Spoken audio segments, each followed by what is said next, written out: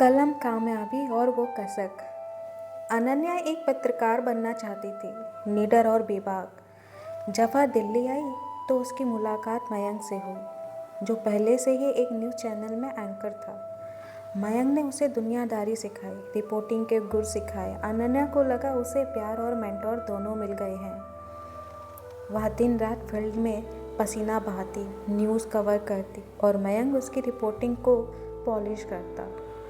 अनन्या अक्सर कहती, मयंक, जब मैं स्क्रीन पर आऊँगी तो सबसे पहले तुम्हारा शुक्रिया अदा करूँगी। एक दिन अनन्या को एक बड़े घोटाले का सुराग मिला। उसने अपनी जान जोखिम में डालकर सारे सबूत इकट्ठा किए। मयंक ने कहा, अनन्या, तुम अभी नई हो, ये फाइल मुझे दे दो। मैं मैनेजमेंट से बात करके इसे तुम्हारे नाम से चलवाऊँगा।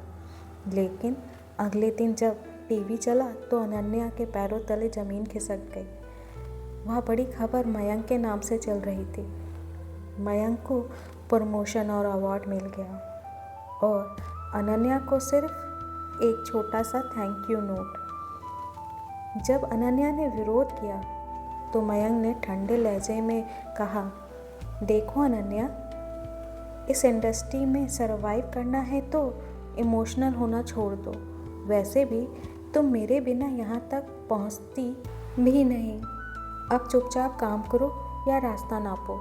उस दिन अनन्या को समझ आया कि उसे वह अपना आसमान समझती थी। उसने ही उसके पंख काट दिए थे। अनन्या ने उसी वक्त इस्तीफ़ा दे दिया। उसके पास ना नौकरी थी, ना रहने का ठिकाना, लेकिन उसके पास उसका हुनर था। उसने अपना एक स्वतंत्र डिजिटल न्यूज़ पोर्टल शुरू किया। वह बिना डरे उन खबरों को दिखाने लगी जिन्हें बड़े चैनल दबा देते थे। शुरुआत में बहुत संघर्ष था, कभी कभी तो चाय बिस्किट पर दिन गुजरता। उसी वक्त वो अक्सर डायरी में लिखती, सितारों की तलब थी मुझे, मगर तुमने तो चिराग भी बुझा दिया। खुद को खुदा समझने वाले, तुमने मुझे लड़ना सिखा दिया। अकेली हूँ मगर कमज़ोर नहीं, ये याद रखना तुम। मेरी खामोशी ने ही अब तक तूफान को छुपा रखा है। 2 साल के भीतर अनन्या का पोर्टल देश का सबसे भरोसेमंद न्यूज़ प्लेटफॉर्म बन गया। मयंक का चैनल टीआरपी के चक्कर में गिर गया और उस पर फर्जी खबरें चलाने के आरोप लगे। मयंक की साख खत्म हो चुकी थी। एक प्रेस कॉन्फ्रेंस में मयंक भीड़ में एक साधारण रिपोर्टर की तरह खड़ा था और अनन्या स्टेज पर मुख्य वक्ता के तौर पर बैठी थी। इवेंट के बाद मयंक ने उसे अकेले में रोका और कहा, अनन्या, मुझे खुशी है कि तुम कामयाब हुई। शायद हमें फिर से साथ काम करना चाहिए। अनन्या ने चश्मा उतारा और उसकी आंखों में देखकर कहा, मयंक, तुम आज भी वही गलती कर रहे हो। तुम मुझे एक बेसहारा समझ रहे हो, जबकि मैं खुद एक रास्ता बन चुकी हूँ। तुमने मेरी खबर चोरी की थी, पर मेरी काबिलियत नहीं छीन पाए। शुक्रिया।